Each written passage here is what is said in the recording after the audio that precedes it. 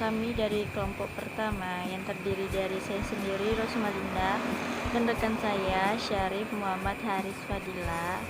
Kami akan menjelaskan hasil dari kerjasama kami, yaitu tentang ilmu ulum Al-Quran. Pengertian Al-Quran atau Quran adalah sebuah kitab suci utama dalam agama Islam yang umat muslim percaya bahwa kitab ini diturunkan oleh Tuhan kepada Nabi Muhammad. Kitab ini terbagi ke dalam beberapa surah. Setiap surahnya terbagi ke dalam beberapa ayat. Al-Quran menurut bahasa berarti bacaan atau yang dibaca. Menurut istilah, Al-Quran adalah wahyu Allah Subhanahu wa Ta'ala yang diturunkan kepada Nabi Muhammad SAW melalui malaikat Jibril sebagai petunjuk bagi umat manusia. Sebagian besar ayat-ayat Al-Quran diturunkan di kota Mekah dan kota Madinah. Al-Quran adalah kalam Allah Subhanahu wa Ta'ala yang merupakan sebuah mukjizat yang diturunkan kepada Nabi Muhammad SAW, ditulis dalam mushaf yang diriwayatkan secara mutawatir, serta membacanya adalah termasuk ibadah.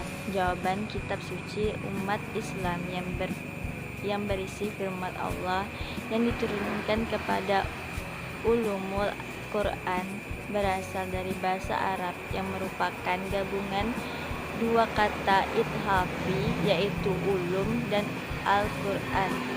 Kata ulum secara etimologis adalah bentuk jamak dari kata ilmu, berasal dari kata alima ya'lamu iman. Ilmu merupakan bentuk mazhar yang artinya pengetahuan dan pemahaman. Maksudnya pengetahuan ini sesuai dengan makna dasarnya, yaitu al-fahmu wa al-iraq, pemahaman dan pengetahuan. Kemudian pengertiannya dikembangkan kepada berbagai masalah yang beragam dengan standar ilmiah. Kata ilim juga berarti idrak al-syai bi hakikati, mengetahui dengan sebenarnya. Al-Quran secara bahasa berasal dari bahasa Arab yang merupakan isim mazhar, yaitu artinya bacaan. Menurut sebagian ulama berpendapat bahwa walaupun kata Al-Quran adalah mazhar bacaan, yaitu Al-Quran bermakna maf'ul yang dibaca. Al-Quran merupakan wahyu Allah Subhanahu wa Ta'ala yang diturunkan kepada Nabi Muhammad SAW sebagai mukjizat, yang di dalamnya terkandung bacaan dan isi menarik untuk dijadikan studi sehingga melahirkan berbagai macam pengetahuan. Di antaranya adalah ulumul Quran. Urgensi dalam mempelajari ulumul Quran yaitu pemahaman yang baik terhadap ilmu yang merupakan neraca yang sehingga akurat dan dapat dipergunakan oleh musafir dalam pemahaman firman Allah yang mencegahnya secara umum untuk melakukan kesalahan dan kedangkalan dalam tafsir Al-Quran. Kemudian sejarah dan perkembangan munculnya ulumul Quran merupakan bagian yang penting dalam pengetahuan dan pemahaman Al-Quran yang harus diaplikasikan dalam kehidupan sehari-hari. Ulumul Quran, sebagian pengetahuan tentang Al-Quran fokus pada dua hal, yaitu kajian yang berkaitan dengan materi-materi yang terdapat dalam Al-Quran seperti kajian tafsiran Al-Quran dan kajian yang berkenaan dengan materi-materi seputar Al-Quran tetapi lingkupannya di luar materi dalam Al-Quran, seperti kajian tentang asbab an-nuzul. Sejarah perkembangan ulumul Quran tidak terlepas waktu kapan Al-Quran diturunkan pertama kali, sampai dengan Al-Quran menjadi sebuah mushaf. Perkembangan ulumul Quran secara umum tidak ada yang tahu persis kapan istilah ulumul Quran pertama kali diperkenalkan dan menjadi sebuah disiplin ilmu. Namun menurut beberapa ahli bahwa istilah ulumul Quran pertama kali diperkenalkan oleh Ibn al-Marzuban wafat pada 309 Hijriah. Perkembangan ulumul Quran dikelompokkan menjadi fase-fase sebagai berikut. Yang pertama, ulumul Quran pada masa Rasulullah Subhanahu wa taala. Embrio awal ulumul Quran pada masa ini berupa penafsiran Al-Quran langsung dari Rasulullah Subhanahu wa taala kepada para sahabat. Begitu pula dengan antusias para sahabat dalam bertanya tentang makna suatu ayat, menghafalkan dan mempelajari hukum-hukumnya. Rasulullah SAW menafsirkan kepada sahabat beberapa ayat dari Uqbah bin Amir. Ia berkata, "Aku pernah mendengar Rasulullah Subhanahu wa taala berkata di atas mimbar, dan siapkan untuk menghadapi mereka kekuatan yang kamu sanggupi." Anfal 60.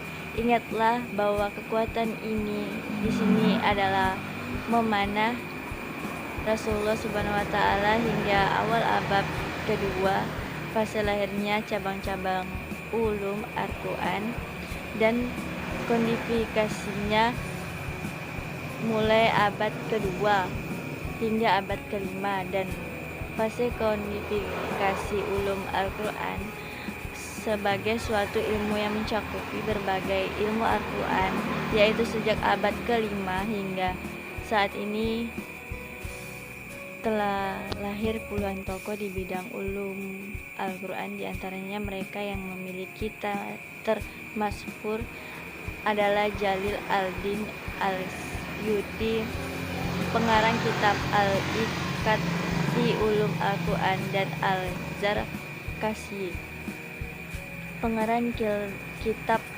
Al-Bulhan fi Ulum Al-Quran. Kedua kitab ini masih ada hingga sekarang dan menjadi rujukan bagi kajian-kaji. Ulumul Quran pada masa Khalifah.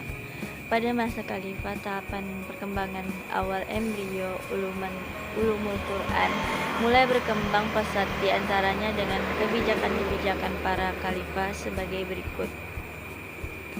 Khalifah Abu Bakar dengan kebijakan pengumpulan penulisan Al-Quran yang pertama yang diprakarsai oleh Umar bin Khattab dan dipegang oleh Zaid bin Tasbit. Kekhalifahan Utsman dengan kebijakan menyatukan kaum muslimin pada satu mushaf, ya, dan hal itu terlaksanakan. Mushaf itu disebut dengan mushaf imam. Salinan-salinan mushaf ini juga dikirimkan ke beberapa provinsi. Penulisan mushaf tersebut dinamakan Ar-Rasmul Utsmani, yaitu dinisbahkan kepada Utsman, dan ini dianggap sebagai permulaan dari ilmu rasmi Quran. Kekhalifahan Ali dengan kebijakan pemerintah kepada Abu Aswad ad-Du'ali meletakkan kaidah-kaidah nahwu, cara pengucapan dan tepat dan baku, dan memberikan ketentuan harakat pada Quran. Ini juga disebut sebagai permulaan ilmu i'rabil Quran. Sekian dari saya. Assalamualaikum warahmatullahi wabarakatuh. Saya akan melanjutkan presentasi dari teman sekelompok saya. Al-Quran secara etimologi dan terminologi. Secara etimologi, Al-Quran berasal dari kata qira'ah yang bermakna membaca. Maka Al-Quran berarti sesuatu yang dibaca. Sedangkan jika berasal dari kata qira'ah yang bermakna mengumpulkan, maka Al-Quran berarti sesuatu yang mengumpulkan, karena Al-Quran itu berisi kumpulan kisah-kisah dan hukum. Secara terminologi, kalam Allah yang merupakan mukjizat yang diturunkan kepada Nabi Muhammad SAW ditulis di mushaf. 4. Pendapat para ulama dalam ayat tersebut, bacaan merujuk kepada Al-Quran. Adapun secara terminologi, Al-Quran didefinisikan menurut para ulama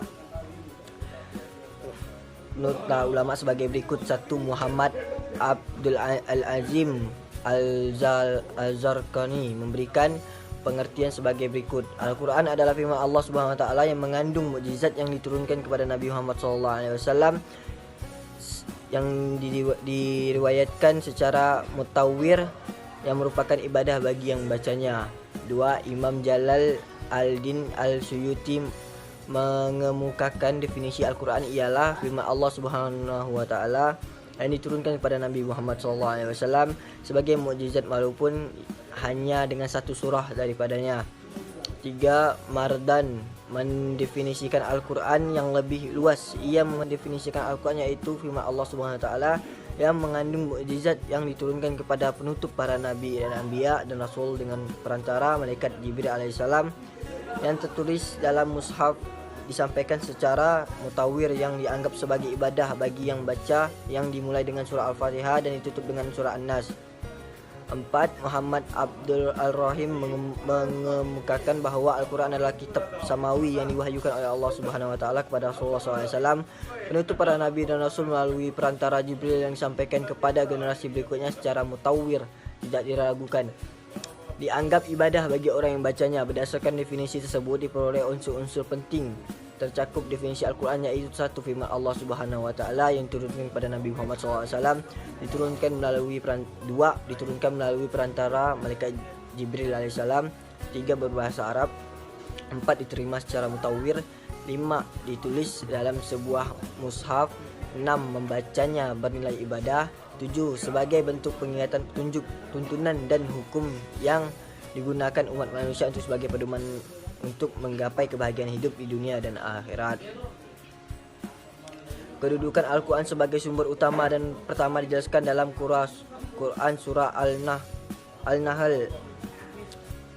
Subhanahu wa ta'ala terjemahnya, dan kami tidak merupakan kepada Alkitab Al-Quran ini melainkan kamu dapat menjelaskan kepada mereka perselisihan itu dan menjadi petunjuk dan rahmat bagi kaum yang beriman. Demikian pula firman Allah Subhanahu wa taala Quran surah sebagai berikut. Ini adalah sebuah kitab yang kami turunkan kepadamu penuh dengan berkah supaya mereka memperlihatkan ayat-ayatnya dan supaya mendapat pelajaran orang-orang yang punya pikiran. Kedua ayat tersebut mengungkapkan bahawa pada hakikatnya Al-Quran itu merupakan khazanah utama dan penting bagi kehidupan, kebudayaan dan peradaban umat manusia, terutama menyangkut aspek kerohanian. Al-Quran merupakan pedoman pendidikan kemasyarakatan, moral dan spiritual.